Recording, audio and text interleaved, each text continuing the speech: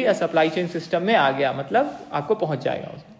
Types of B2B e commerce कितने तरह के हैं ये, तो एक है सप्लायर ओरिएंटेड मॉडल। देखिए यहाँ से ध्यान दीजिएगा, ये नहीं था आपका उसमें, ये नया नया पॉइंट आएगा।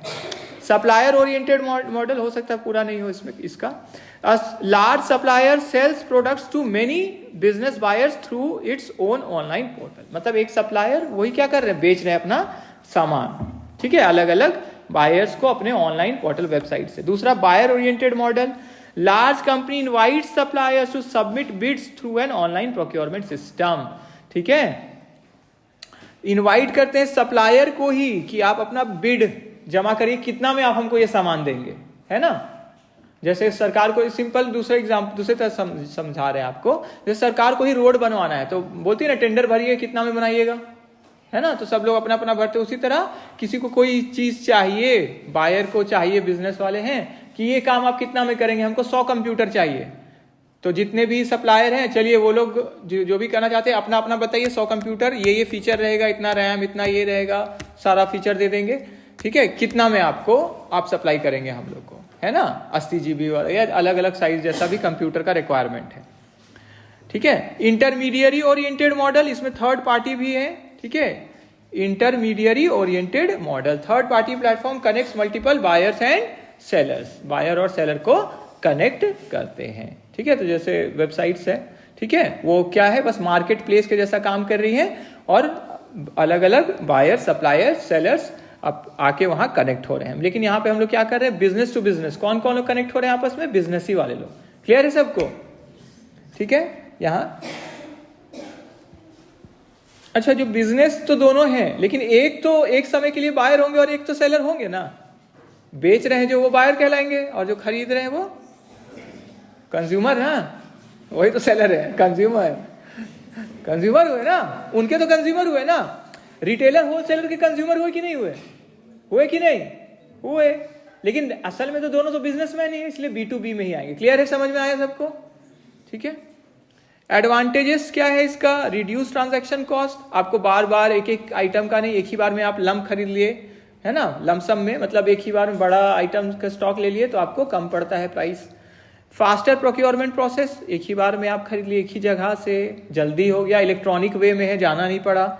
इम्प्रूव्ड सप्लाई चेन मैनेजमेंट, ठीक है, ऑलरेडी पता है कि इतना ऑर्डर जाता है हम लोग को, तो उसके हिसाब से हम लोग भी क्या करते हैं, अपना प्लानिंग कर लेते हैं कि जैसे फ्लिपकार्ट और अमेजोन का सामान आता है तो देखिए वेयर हाउस बना हुआ है ना, ठीक है, इसी तरह रांची में, दिल्ली में और दूसरे शहर में बड़ा बड़ा वेयर हाउस सब है, ठीक है, ताकि सप्लाई करने में और आसानी हो। बेटर इन्वेंट्री कंट्रोल, ठीक है, इन्वेंट्री पे अच्छा पकड़ रहता है। इन्वेंट्री क्या हो गया, स्टॉक, है ना, उसको अच्छा निगरानी कर पाएंगे हम लोग कि हमको कौन सा सामान मेरा ज़्यादा बिकता है, उसका ज़्यादा स्टॉक हमको चाहिए, ठीक है, बिजनेस है दोनों। तो ग्लोबल और जो कीमती सामान है, जैसे ये सब आप लोग आगे भी पढ़ेंगे, इन्वेंट्री कंट्रोल, ये सब जो कॉस्ट अकाउंटिंग, ये सब जब स्टार्ट होगा आपका, ठीक है। फिर ग्लोबल मार्केट एक्सेस, तो ऑनलाइन है तो ग्लोबल मार्केट एक्सेस है ना, कहीं अगर आप जितना तक सप्लाई कर सकते हैं वहां तक फैलने का है तो फैल सकते हैं। रिड्यूस पेपर वर्क, ऑनलाइन है तो क्या हो गया, पेपर वर्क कम हो गया, है ना, क्लियर है सबको। लिमिटेशंस क्या है, हाई इनिशियल सेटअप कॉस्ट, बताइए आप बिजनेसमैन को ही सप्लाई करेंगे तो आपको ज्यादा अब स्टॉक का कीमत लगेगा कि कम लगेगा। कंज्यूमर रिटेलर से खरीदते हैं, रिटेलर कितना रखते हैं, बहुत उतना तो नहीं रखते हैं, रिटेलर होलसेलर से खरीद रहे हैं और वो तो अलग अलग रिटेलर को बेचेंगे तो ज्यादा सामान रखते हैं कि नहीं, देखें भरा रहता है दुकान, है ना। गुलजार गली में जब आप एंटर करेंगे, लेफ्ट साइड से सब में भी है ना, होलसेलर दुकान, देखिएगा चॉकलेट्स रखा हुआ है तो पूरा पूरा बंडल, वो सब क्या होलसेल दुकान है, एक बार में पूरा जाएगा बंडल, तो वो लोग क्या, और जबकि रिटेलर तो उतना नहीं रखते हैं जितना वहां पे, है ना, तो होलसेलर को ज्यादा मेंटेन करना पड़ता है ना, क्लियर सबको। तो होलसेलर ज्यादा, इसलिए हाई इनिशियल सेटअप कॉस्ट है, ठीक है, आपको ज्यादा स्पेस, ज्यादा, ठीक है, ज्यादा स्टॉक चाहिए उसके लिए। नीड फॉर टेक्निकल एक्सपर्टाइज, ठीक है, टेक्निकल एक्सपर्टाइज थोड़ा चाहिए क्योंकि बिजनेस आप कर रहे हैं और बिजनेस वालों को ही सप्लाई करेंगे, तो हमको थोड़ा टेक्निकल एक्सपर्टाइज, यहाँ का मतलब क्या है कि बिजनेस का रिक्वायरमेंट्स कैसे बदल रहा है ना, उसके हिसाब से हमको कौन सा स्टॉक ज्यादा रखना है।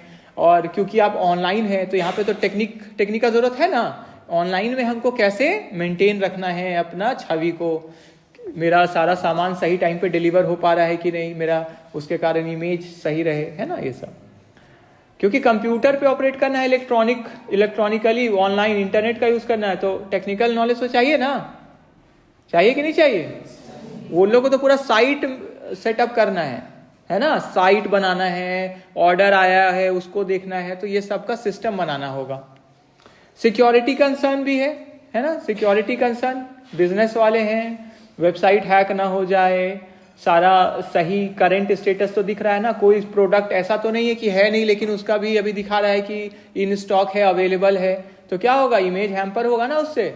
बोलेंगे हम तो बुक किए हुए थे 100 पीस, बोले 100 पीस कैसे बुक हो गया, हमारे पास तो है ही नहीं एक भी, ठीक है। तो वेबसाइट में अगर थोड़ा क्लिचेस आ गया, गड़बड़ी हो गया, तो हम लोग का बिजनेस रिलेशनशिप्स खराब हो सकता है, इसीलिए, ठीक है। कॉम्प्लेक्स सिस्टम इंटीग्रेशन की जुड़ा हुआ है, ये सब क्या थोड़ा कॉम्प्लेक्स है, क्योंकि यहाँ पे बिजनेस वाला है तो थोड़ा और हमको उसका ध्यान देना होगा, ठीक है। और अगर आप थर्ड पार्टी के जैसा काम कर रहे हैं, बस बायर्स को लिंक कर रहे हैं, दोनों तरफ बिजनेस ऑर्गेनाइजेशन है, तो उस समय भी वेबसाइट का ये सब ध्यान रखना होगा। लेकिन यहाँ पे हम लोग पढ़ रहे हैं B2B इलेक्ट्रॉनिक कॉमर्स के पर्सपेक्टिव से, तो मतलब थोड़ा ये कॉम्प्लेक्स है, क्योंकि यहाँ पे क्या है, ज्यादा ट्रांजैक्शन और ज्यादा स्टॉक का ये सब को भी केयर करना पड़ता है ना। आप अपने से भी लिख सकते हैं और कॉम्प्लेक्स का क्या इसमें पॉइंट, ये हम बस सिंपल में पॉइंट लिखे हैं, एक्सप्लेनेशन आपको करना है। 15 मार्क्स में आएगा तो थोड़ा बढ़ा के लिखना होगा ना, 2 पेज लिखने से थोड़ी होगा। सस्ता लिखेंगे तो सस्ता मार्क्स मिलेगा, है ना। थोड़ा डायग्राम बनाना होगा, एग्जाम्पल्स देना होगा, तो एग्जाम्पल इसमें हम नहीं दिए हैं, लिखिए होमवर्क में example of B2B electronic commerce in India, ताकि आप नाम दे सके उसका, थोड़ा उसका वेबसाइट है ना, CEO, अगर ये सब भी लिखेंगे तो अच्छा है। तो कुछ एक्स्ट्रा रहेगा आपके आंसर में तो अच्छा भी लगेगा, रहना चाहिए, तब आपको भी अच्छा लगेगा कि हम अच्छा आंसर लिख के आए, ठीक है। तो इंपॉर्टेंस क्या है इसका, इलेक्ट्रॉनिक कॉमर्स का, इसमें तो largest segment of e commerce globally ये फॉर्म करता है, मतलब ये क्या है, सबसे ज्यादा स्कोप में है, ये क्षेत्र में फैला हुआ है, ठीक है। ई कॉमर्स में अगर बात करें, इट सपोर्ट्स मैन्युफैक्चरिंग, क्योंकि मैन्युफैक्चरिंग को, इंडस्ट्री को भी सपोर्ट करना है, उनको भी सप्लाई करना है सामान, wholesale trade, supply chain operations, corporate procurement, मतलब कंपनीज को भी सेल करते हैं, ठीक है।